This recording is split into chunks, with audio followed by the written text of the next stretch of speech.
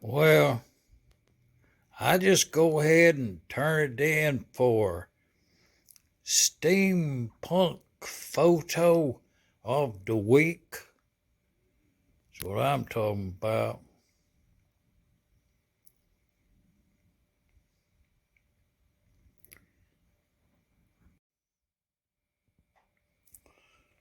Well, to leave the question of the week is, what would have been the use for a boiler of this small of a size?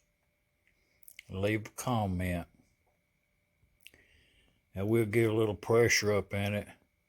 Run that there Crater's engine on that. Live steam. I put that yardstick up there. Now you can see there where the taper starts. About 21 inches there. Total amount up there is about 30 inches.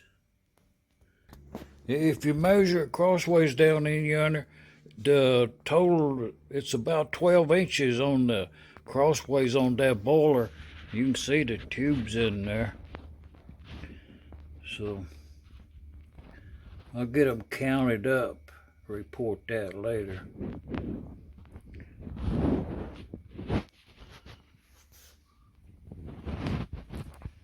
What would it have been used for when it was brand spanking new?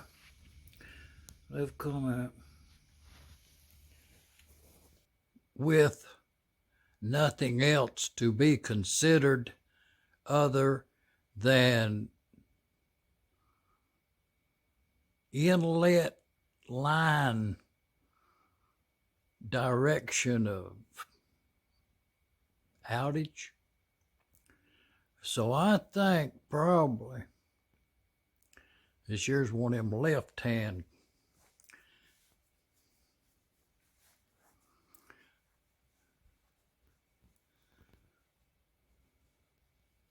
It's one of them Lunkenheimer mixer. Unique in its design. More or less the transaction between what was your basic mixture of fuel and air only by means of a flapper choke or a tapered needle valve for the fuel and a sliding choke plate, air restriction plate to regulate fuel and air mixture with a check valve in the system most of the time. So Lunkenheimer built a check valve into the compensating valve. That was like a double step in the direction of the direction from a mixer to a carburetor. They added two additional functions. The fuel inlet being located in the surface of the tapered compensating valve, spring loaded, adjustable. So I'm going to put it on this McCormick Deering. That's a type M mock-up right there.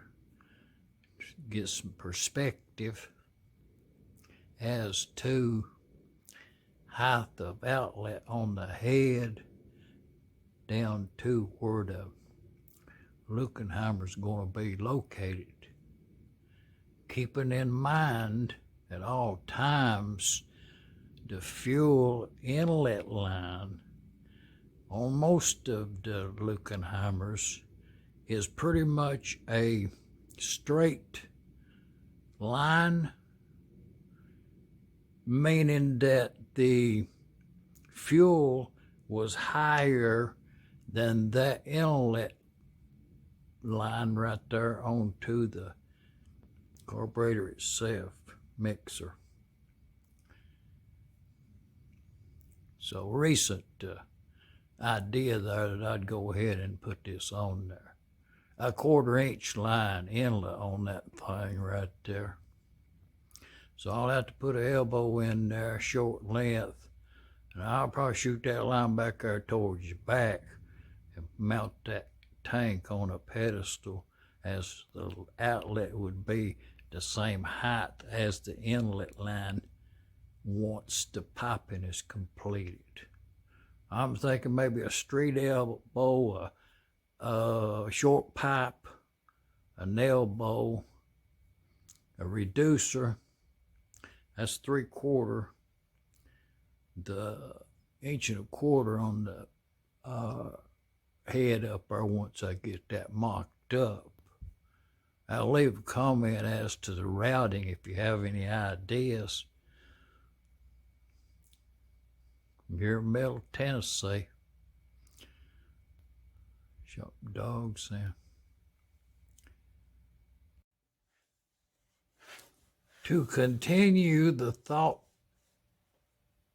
to picture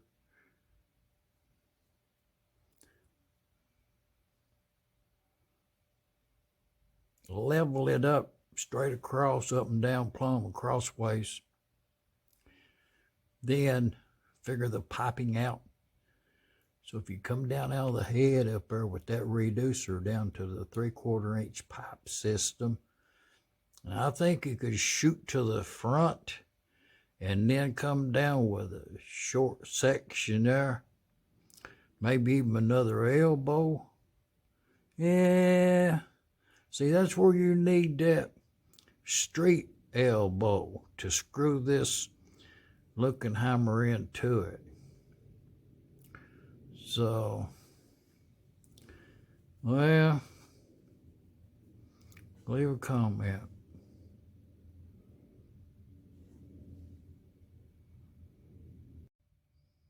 And then, if you kind of study about this piping arrangement that's going to have to take place here in order to get this mounted up on here, could do it and run the fuel line to an inconvenience of the direction of operation. But instead of the piping going forward, it could go off to either side to accommodate the change of direction of the needle valve and intake. So what we're looking at there, the fuel would enter on this side over here. The fuel line coming straight across there, which it's going to be kind of high compared to the engine, but I probably could use a copper line there or a brass pipe. A brass pipe would be ideal, about 24 inches long or maybe a little bit. Or I could turn it around.